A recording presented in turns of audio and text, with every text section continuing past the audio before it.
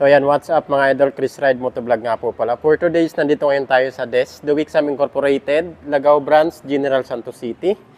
Yan, dito muna tayo sa Yamaha motorcycle, Yamaha Mio Gear S. So ito yung pinakabago, hybrid. Yan o, 2026 model mga idol. Dalawang kulay yung available nila dito. Isang matte brown at ito naman yung glossy gray. Tingnan nyo naman yung design, napakaangas. Alamin natin yung updated price, installment, bigyan na rin natin ng quick review. Bakit ito pa rin yung kukunin yung motor? Grabe, wala tayong maitatapat dito. Wala yung Honda Click, ubos na naman. Out of stock dito sa kanila. So ito yung marami dito sa kanila. Yamaha Mio Gear S. Unahin natin pagdating sa price. So parehas lang po ito ng presyo. Cash price, 81,000. Ayan po. 81,000 po yung cash price nila dito. So ito naman yung minimum down payment niya, 5,500. Meron na kayong Mio Gear S. Ayan o. Hybrid. 5,500 yung down.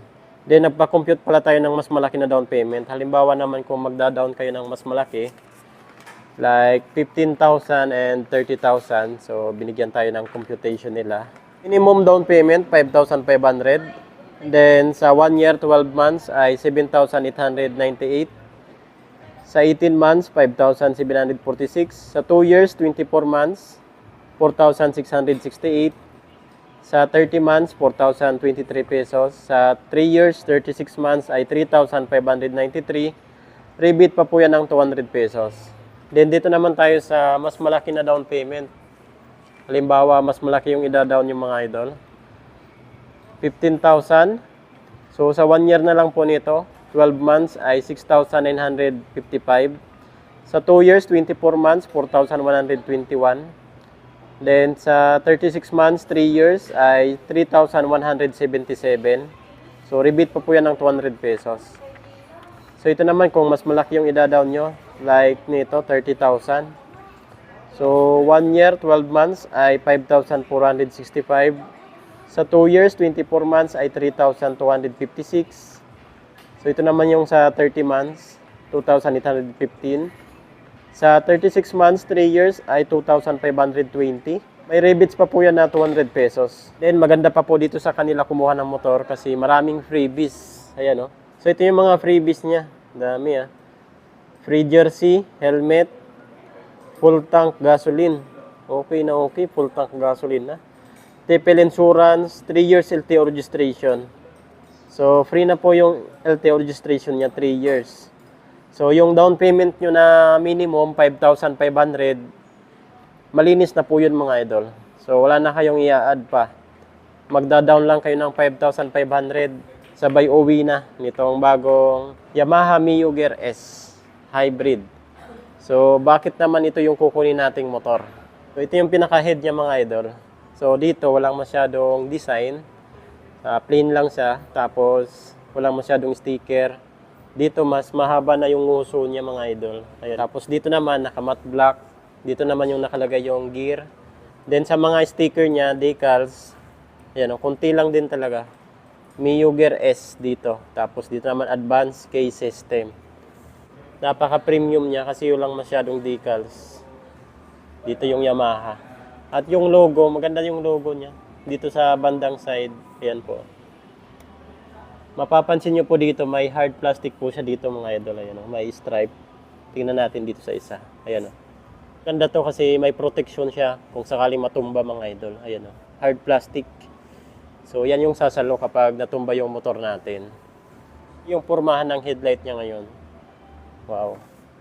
Ito yung high beam. Ito naman yung low beam niya. Maganda pa dito, naka-LED pa rin po yan lahat. Naka-LED. Maliban lang dito sa signal light na naka-bulb type pa rin po ito. Ayan o. Halogen bulb. Tapos medyo bulky pa rin yung signal light na ito. Ayan o. Malaki kasi siya. Front fender naman. Yan o, malapad.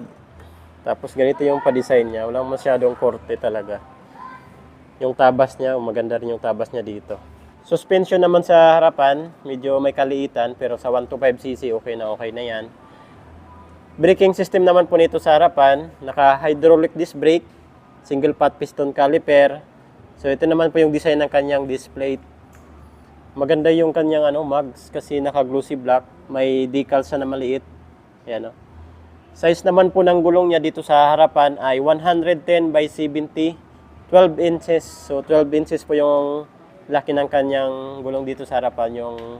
Yung mugs, ganun din yung size. Maganda pa po dito kasi naka-tubeless po ito, hindi naka-street tire. Mapansin mo talaga yan, malapad po talaga. 110 po yung size na ito. Itong cable na to, so ito yung sa speedometer.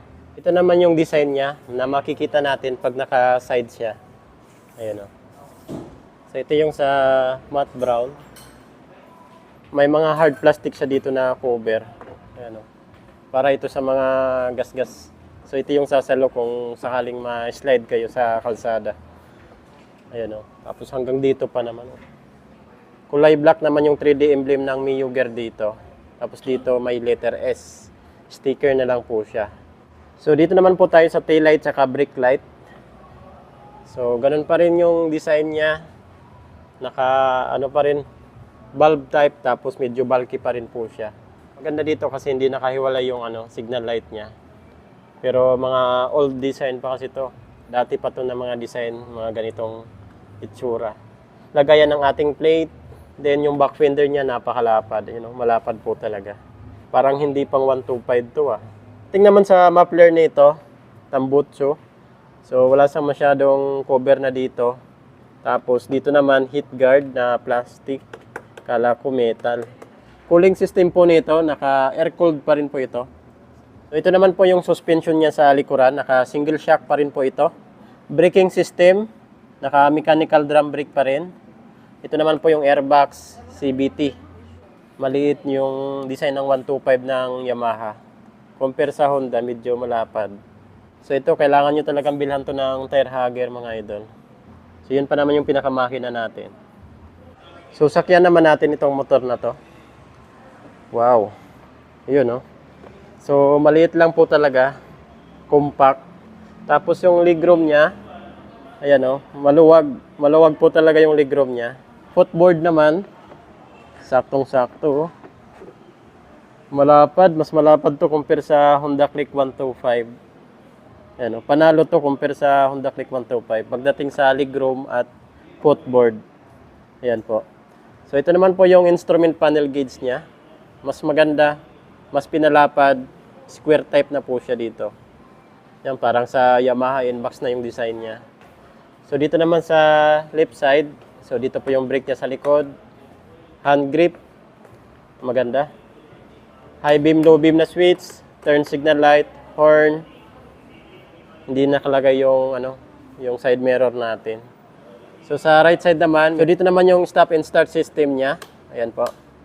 Hazard switch, electric start. Pakaganda nito kasi may hazard po siya. Tapos ito po, meron po siyang stop and start system. Which is magagamit nyo po ito kapag nasa traffic or sa mga traffic light para makapagpahinga rin yung makina natin habang nasa traffic light tayo.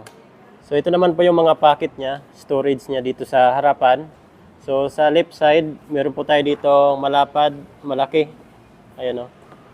Pwede natin paglagyan ng basahan, cellphone, at may power outlet na po siya dito. Power outlet mga idol.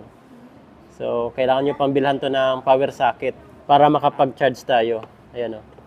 Dito naman sa right side, ito naman po yung pinaka-ignition niya. Ignition switch. So, naka-disusi pa rin po ito. Maliit naman po siya dito na lagayan. Lalo na mga lagayan ng ating mga basura na maliliit. Dito na lang natin ilagay. Lagayan natin mga barya-barya. Dito na lang po. Ito naman po yung integrated hook niya. Lagayan ng ating mga pinamili sa palengke. Ayan o, may masasabitan tayo ng mga paper bag. Maganda kasi may hook pa rin po siya dito sa bandang ilalim ng ating upuan. Ayan o, dalawa. Goods na goods yan mga idol. Buksan naman natin yung upuan. So dito po tayo nagbubukas ng ating upuan. Yun, para makapagpagas din tayo. Sa upuan nito, yung cover nito, maganda. Napaka-flawless, malapad, tapos malambot yung upuan niya. Buksan natin. So ito na yung underseat compartment. Malapad po siya mga idol. Dalawang dangkal. Ayan o. Tapos yung lapad niya, ayan o. Isa't kalahati. Yung lalim naman, medyo mababaw lang talaga. Mababaw, may bukol kasi siya dito. At least ano siya, malapad. Pero mababaw lang po talaga. Ito naman po yung sa Y-Connect. Isa ito sa napansin ko dito sa Mio Gear S. Itong parking assist.